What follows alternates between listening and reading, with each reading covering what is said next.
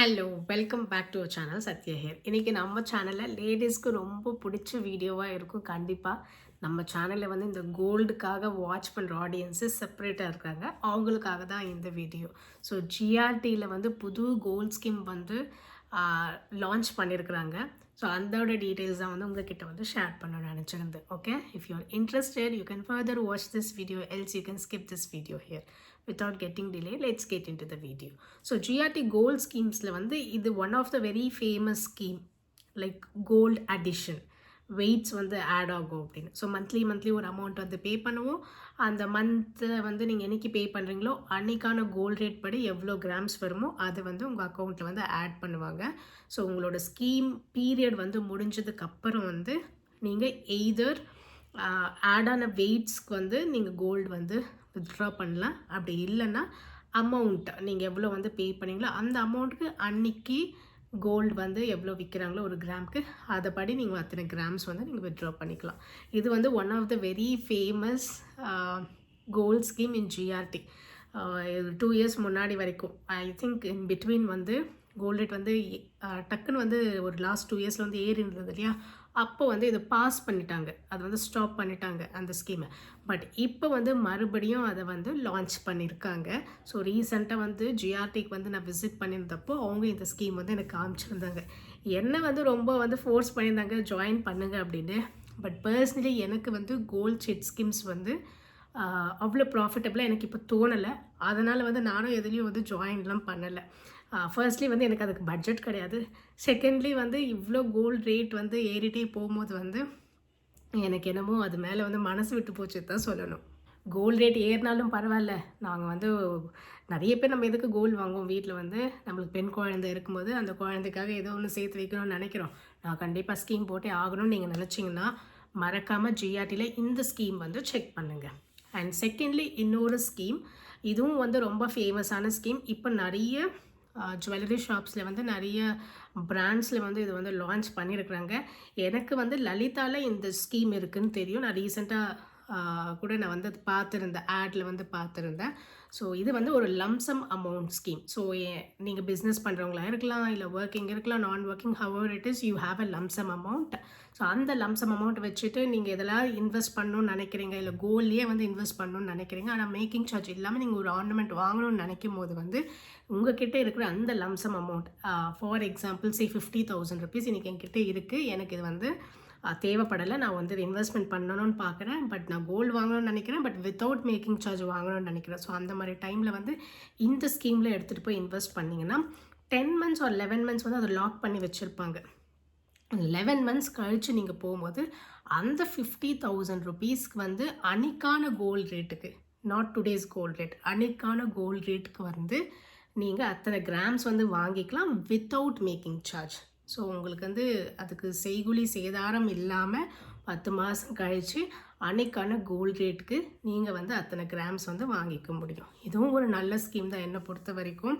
ஏன்னா வந்து நம்மக்கிட்ட லம்சமாக காசு இருக்கும்போது வந்து இன்றைக்கி போய் கோல்டு வாங்கினீங்கன்னா இதுக்கு வந்து நம்ம 18% வந்து 18% இல்லை, beyond that will have to pay the making charges.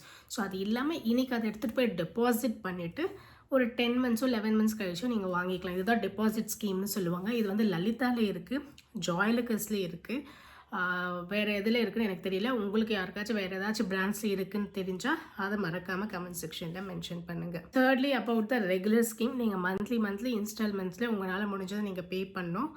ஒரு பர்டிகுலர் அமௌண்ட் சே ஒரு 3,000 ருபீஸ் நான் வந்து பே பண்ணணும்னு நினைக்கிறேன்னா 3,000 எவ்ரி மந்த் வந்து நீங்கள் பே பண்ணிகிட்டே வரணும்.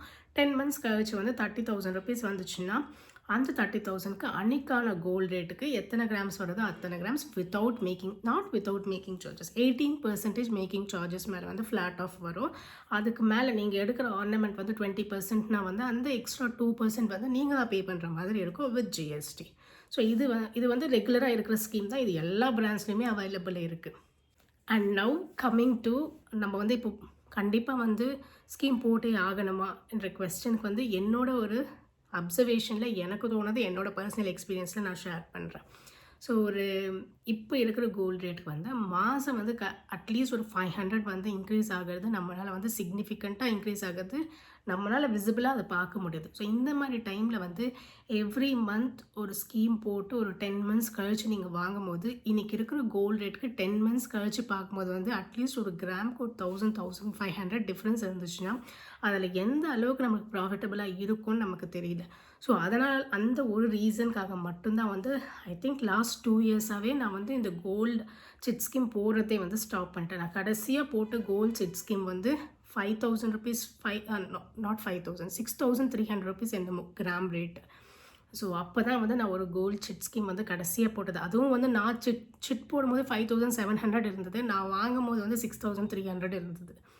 ஸோ அப்போது எனக்கு தோணுச்சு, ஓகே இந்த மாதிரி கோல்டு ரேட் வந்து ஏறும்போது வந்து நம்மளுக்கு பெருசாக வந்து அதில் எந்த ஒரு ரிட்டர்ன்ஸும் இல்லை, எந்த ஒரு ப்ராஃபிட்டும் இல்லாத மாதிரி இருந்துச்சு. அதனால தான் நான் அதை ஸ்டாப் பண்ணிட்டு இருந்தேன்.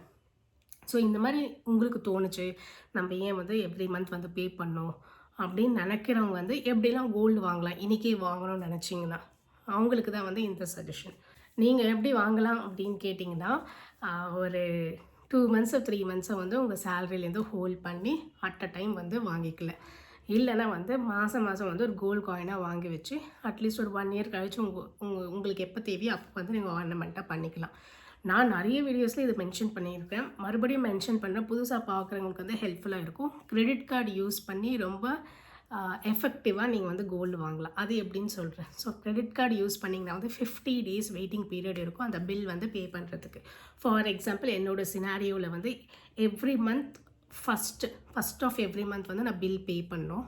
12க்கு அப்புறம் ஸ்வைப் பண்ணுறது, அந்த மந்தில் 12க்கு அப்புறம் ஸ்வைப் பண்ணுறது எல்லா பில்ஸுமே வந்து வர மந்த் இல்லாமல் அதுக்கு நெக்ஸ்ட் மந்த் ஃபஸ்ட்டு டே அன்றைக்கி தான் வந்து பே பண்ணோம்.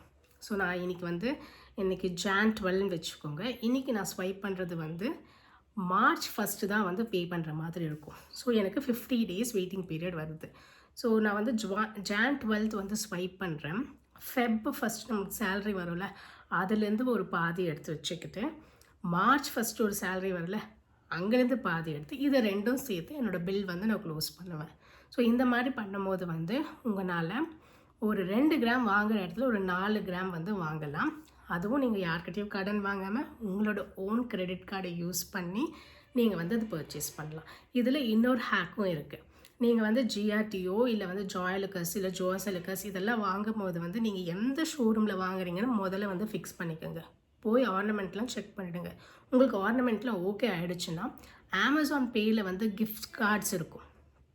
ஜாயலுக்கஸ் 50,000, ஜிஆர்டி 50,000 அந்த மாதிரி கிஃப்ட் கார்ட்ஸ் இருக்கும். உங்களுக்கு எவ்வளோ அமௌண்ட் வேணுமோ அந்த கிஃப்ட் கார்டு வந்து நீங்கள் பர்ச்சேஸ் பண்ணலாம். ஐ திங்க் மேக்ஸிமம் ஒரு கிஃப்ட் கார்டு வந்து 50,000 ருபீஸ் தான் இருக்குது மேக்ஸிமம் வேல்யூ. ஸோ உங்களுக்கு வந்து மல்டிபிள் கிஃப்ட் கார்ட்ஸ் கூட நீங்கள் வாங்கிக்கலாம். கிஃப்ட் கார்ட்ஸ் வாங்கிட்டு அந்த சேல்ஸ் பர்சன்கிட்ட நீங்கள் கொடுத்தீங்கன்னா அவங்க அதை ரெடீம் பண்ணிப்பாங்க. ஸோ நீங்கள் வேணால் இதை ஒரு வாட்டி ட்ரை பண்ணுங்கள்.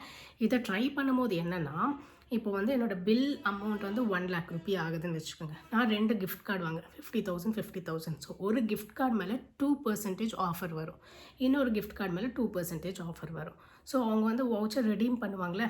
என்னோடய பில் வந்து 1 lakh, பட் இந்த வவுச்சர் மூலிமா நான் பே பண்ணும்போது வந்து இதில் ஒரு 2000, அட்லீஸ்ட் ஒரு 2000, அதில் ஒரு 2000, 4000 எனக்கு ஆஃப் வரும். ஒரு 96,000 போல் தான் வந்து நான் பே பண்ணுற மாதிரி இருக்கும்.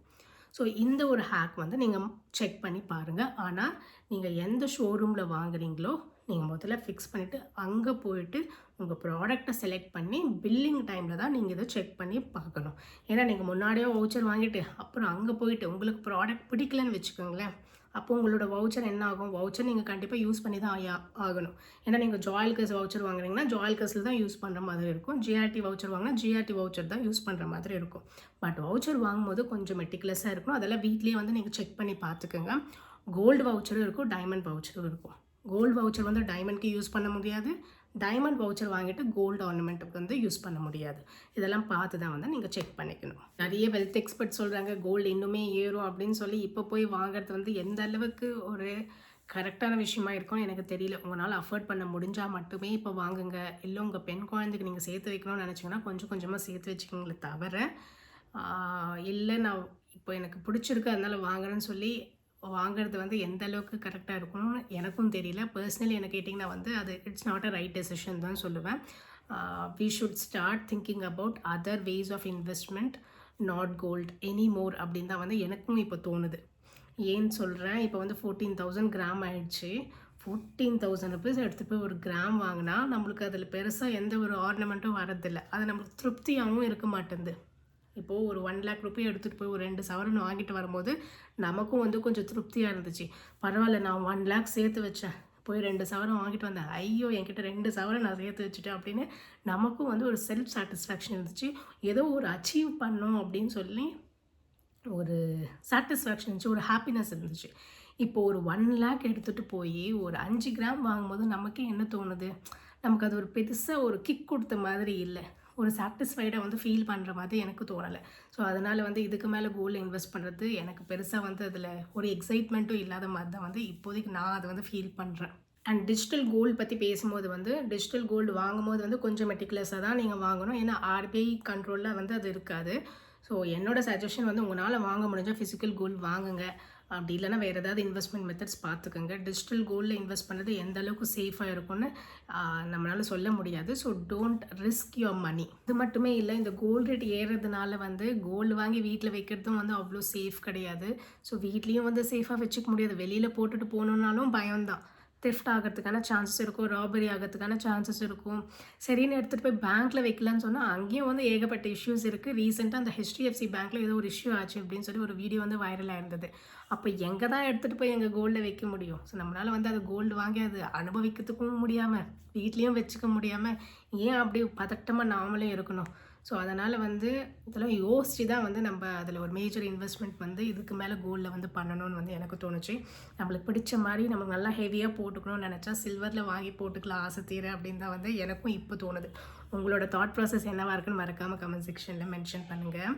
இப்போது ஃபைனலி சிட் போடுறது கரெக்டாக இல்லையா நீங்கள் என்ன கேட்டிங்கன்னா, ஆஸ் ஐ செட், பெண் குழந்தைக்கு கொஞ்சம் கொஞ்சமாக சேர்க்கணும்னு நினச்சிங்கன்னா வந்து நீங்கள் சிட் போட்டு தாராளமாக சேர்த்துக்கலாம். அதை தாண்டி வந்து ஒரு இன்வெஸ்ட்மெண்ட்டாக பார்க்குறேன், அதனால் வந்து நான் மாதம் மாதம் சிட் கட்டலான்னு நினைக்கிறீங்கன்னா வந்து அது வந்து கரெக்டாக இருக்காதுன்னு தான் வந்து என்னோட பர்சனல் தாட் ப்ராசஸ். உங்களோட தாட் ப்ராசஸ் என்னவாக இருக்குன்னு மறக்காமல் கமெண்ட் செக்ஷனில் மென்ஷன் பண்ணுங்கள். இதுதாங்க இன்றைக்கி உங்ககிட்ட வந்து நான் ஷேர் பண்ணணும்னு நினச்சிருந்தேன். Hope this video is helpful to someone out there. Thank you. Meet you in the next video. Bye.